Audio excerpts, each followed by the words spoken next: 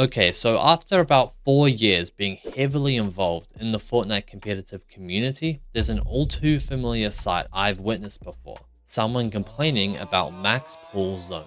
Why am I so unlucky, bro? This game hates me. Imagine if we just got any other zone, we would have been chilling, bro. It's actually so common that I know you've seen this before too, or well, have actually been the one to complain about it. Okay, I really want to help you get over this because it's a big issue that once you get over, makes you so much better of an IGL. So please listen up. There's something you need to ask yourself in these situations. Why are you even in a position where a max pull zone is bad for you? This opens up a whole new side of thinking you didn't even know existed, which is definitely going to help you fix this issue. Okay, that's cool, Vujcich, but what exactly should I be doing to make it so the position I'm in isn't bad for max pull zones? While there are many different ways, which will obviously heavily depend on every individual game, this mindset is just a good foundation for you so you can actually go ahead and start thinking more during VOD reviews, etc. Since you actually realize there's now a fix to max pull zones being an issue. But I'm still going to share a couple good examples with you so you can understand it a lot better. First of all, it could be something as simple as, okay, do we have a good piece of rotation? Okay, we do, so we can sit edge zone because if zone pulls max, we'll be fine. Or it could get a little more complicated, like, okay, this zone, we're going to rotate into edge zone and then just go a few extra 100 meters further than usual before boxing up. Because what you'll find a lot of the time is majority of the players box up on the very edge of zone. Now imagine if you're just a few 100 meters ahead of that massive people. Now if it max pulls, that rotate is going to be super easy for you because you can go instantly since everyone's behind you. Or it could be something to do with dead side. I remember back in the day during half-half zones, a popular strategy amongst pros was to position themselves halfway through half-half zone or just on this line like I'm showing you on screen. So that if zone pull max or something, they could easily just go and access dead side and rotate easily. And then I realized that you can just do this with most zones that have a dead side. Position yourself in a place that just has access to dead side so that if zone pulls some weird way, you can just quickly dip into a dead side and then rotate. And now the most complicated but most